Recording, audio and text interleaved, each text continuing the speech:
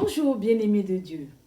La mort, la résurrection et l'ascension de Jésus-Christ nous rend libres de ne plus pécher et de faire la volonté de Dieu telle que les Écritures nous la présentent et telle que l'Esprit Saint nous la rappelle.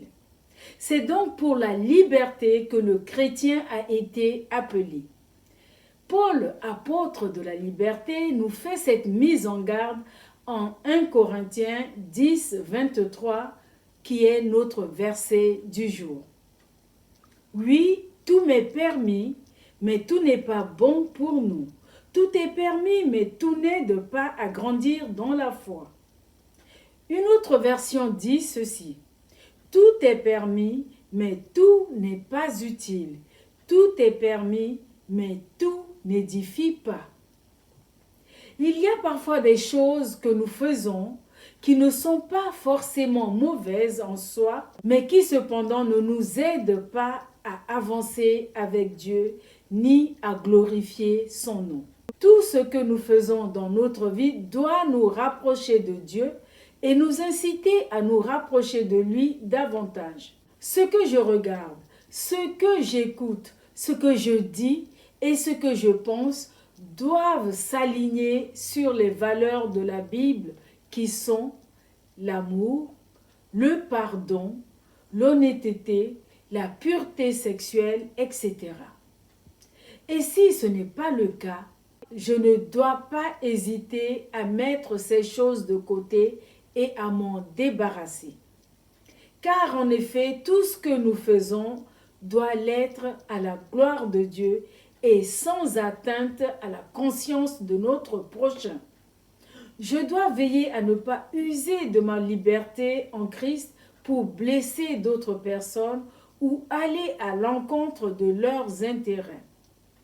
Paul rappelle en 1 Corinthiens 10, 32 à 33 que rien dans votre comportement ne soit une occasion de chute, ni pour les Juifs, ni pour les païens, ni pour les membres de l'Église. Agissez comme moi qui m'efforce en toutes choses de m'adapter à tous.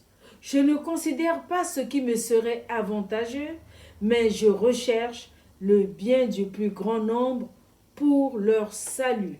Ce qui n'est pas profitable, ce qui n'édifie pas, mais qui détruit l'œuvre de Christ, n'est pas exercice légitime de la liberté chrétienne. La liberté chrétienne n'est pas un bien dont l'individu dispose souverainement. Elle est soumise à une norme qui est l'intérêt des autres. Paul s'est fait l'esclave de tous afin de gagner le plus de gens possible à Jésus-Christ.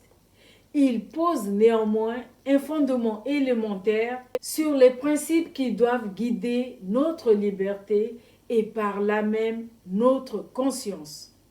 Oui, en tant qu'enfant de Dieu, je peux tout faire, mais la permission que Dieu me donne n'est pas une licence pour pécher, ni une autorisation pour piétiner la liberté d'autrui.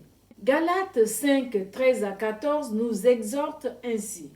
Mais vous, frères et sœurs, vous avez été appelés à la liberté. Seulement, ne faites pas de cette liberté un prétexte pour vivre selon les penchants humains. Au contraire, laissez-vous guider par l'amour pour vous mettre au service les uns des autres. Car toute la loi se résume dans cette seule parole: tu aimeras ton prochain comme toi-même.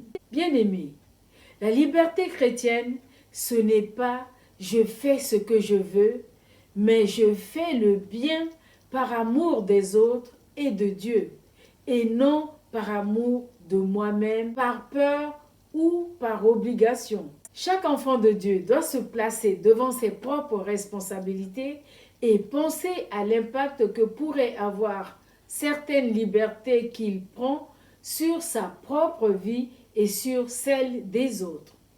Amen. Prions ensemble. Seigneur Jésus-Christ, tu nous as libérés pour que nous soyons vraiment libres et nous ne voulons pas nous assujettir à nouveau par quoi que ce soit qui veut nous distraire, nous empêcher de te servir ou nous éloigner de toi, ou même nous empêcher de faire luire la lumière de ta gloire autour de nous à cause d'un mauvais comportement de notre part. Viens Seigneur par ta grâce nous aider à tenir bon et à t'obéir dans la soumission, confiant que tu nous connais mieux que nous-mêmes et que tu veux notre bien. Merci pour le Saint-Esprit en nous qui nous guide pour la gloire de ton nom. Amen. Excellente journée dans la liberté en Christ qui fait resplendir la gloire de Dieu dans nos vies. Soyez tous bénis.